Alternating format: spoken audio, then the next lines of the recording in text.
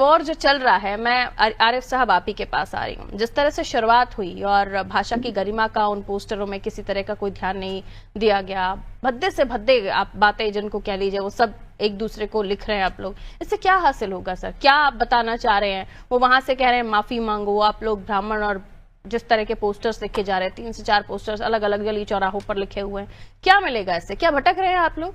Politics आपकी भटक रही है, मुद्दों की बात करते करते आप लोग भी डिरेल हो रहे हैं। देखिए सभी साथियों को नमस्कार।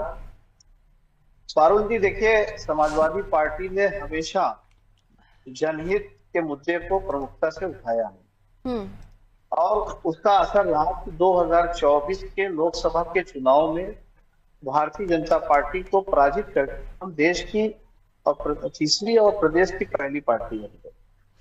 और लगातार जो इनपुट इन लोगों को मिल रहा है, समाजवादी पार्टी से लोग जुड़ रहे हैं, इसलिए क्योंकि सत्ता में लगभग 8 साल से भारतीय जनता पार्टी है और 8 साल का जब लेखा जोखा जनता निकालती है तो उसको निराशा हाथ आती है।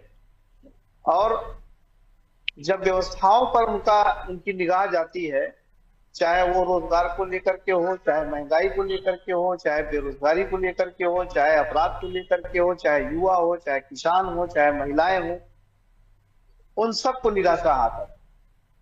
और फिर उनकी निगाह, उनकी आस आदरणीय अखिलेश यादव और समाजवादी पार्टी ही दिखाई देती है और एक बड़ी संख्या में लोग समाजवादी पार्टी से जुड़ रहे हैं। कुछ लोग ऐसे भी हैं सत्ता के अंदर जिन्हें बिठा तो दिया गया है कुर्सी पर, लेकिन उनकी अपनी कोई इंपॉर्टेंस महत्ता नहीं रहेगी, जो अपने विभाग में भी लोगों का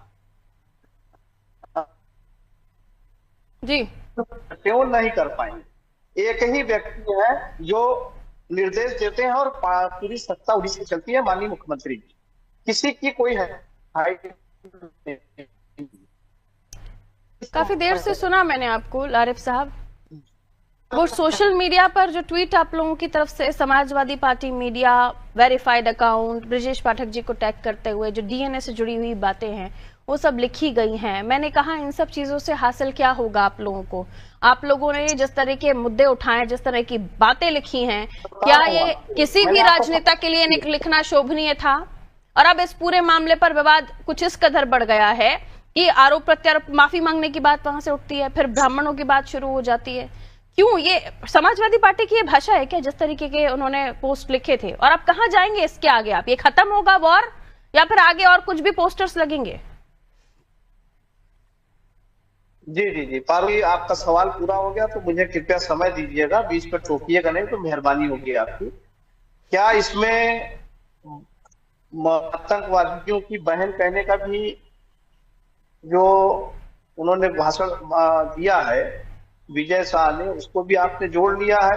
क्या जगदीश देवड़ा जी को भी आपने इसमें जोड़ा है कि नहीं जोड़ा है? अगर नहीं कहाँ जा रहे हैं आरिफ साहब? टॉपिक पता चला था आपको डिबेट से पहले, ये बताइए कहाँ जा रहे हैं आज आप? आज आपको विषय नहीं पता मुझे लगता है। इन्फॉर्म किया था, प्लीज इनपुट से पूछकर बताइए आरिफ साहब को कि नहीं। कहाँ जा रहे हैं आरिफ साहब? जो समाजवादी पार्टी का पोस्टर, बीजेपी का पोस्टर, फिर समाजवादी का पोस्टर, उस पोस्टर पर बात हो रही है। आपने किसी एक व्यक्ति विशेष को लेकर आप लोगों की तरफ से टिप्पणियां की जा रही है, मैं उस पर बात कर रही हूँ। प्रभु कहिए। मैं कह तो रहा हूँ कि मुझे कहने का मौका दीजिए। हाँ तो आप टॉपिक पर रहिए, आप टॉपिक को और 10 टॉपिक से मत जोड़िए। मैं टॉपिक पे ही हूँ, वो भी टॉपिक है देश की एक मेरी डिबेट का टॉपिक आज ये पोस्टर है आरिफ साहब, आपको पता है कि नहीं इसके बारे में? आप अपडेटेड है कि नहीं मुझे ये बता दीजिए। मजबूरी समझता हूँ मैं, आपकी मजबूरी समझता हूँ। मेरी कोई मजबूरी नहीं है, मेरी मजबूरी ये है कि मैं आप लोगों को डिरेल ना होने दूं मेरे विषय से। मेरे दर्शक जिस चीज को सुनने के लिए बैठे हुए, जिस चीज को लेकर हम अपने व्यूअर्स को पहले से अपडेट करते हैं उस पर बात कीजिए प्लीज। इधर उधर मत जाइए, टाइम खराब मत कीजिए। देखिए ऐसा है कि जिस हैंडल को बार बार समाजवादी पार्टी से जोड़ करके बताया जा रहा है वो समाजवादी पार्टी का आधिकारिक हैंडल नहीं है। ठीक है, इस बात को हमारे तमाम पार्टी के प्रवक्ता तमाम चैनलों पर डिबेट में बता चुके हैं। मैं भी आपको बता रहा हूँ, कोई एक भी आधिकारिक सूचना समाजवादी पार्टी की उस हैंडल से अगर पोस्ट हुई हो तो बताएं। आपने मुकदमा कायम किया सरकार ने, और वो जांच कर रहे हैं, कोई दोषी होगा तो सजा दे, मुझे कोई आपत्ति नहीं। पहली बात ये देखिए, मसला ये है कि स्वास्थ्य मंत्रालय अपनी अंतिम सांसें गिन रहा और स्वास्थ्य विभाग अपनी अंतिम सांसें गिन रहा। सत्ताधारी दल के परिजन भी गए और इलाज के अभाव में मर गए, स्वर्ग को परलोक को चले गए सिद्धार्थ। ऐसी व्यवस्था को देखते हुए आदरणीय ब्रिजेश पाठक जी अपने को चर्चा में लाना चाहते हैं, तो समाजवादी पार्टी के मुखिया, आज देश के सबसे बड़े नेता है, पीडीए के जननायक हैं, उनसे जोड़ करके अगर वो कोई बात नहीं कहेंगे तो उनको चर्चा में कौन लाएगा, ब्रिजेश पाठक जी को कौन जानेगा।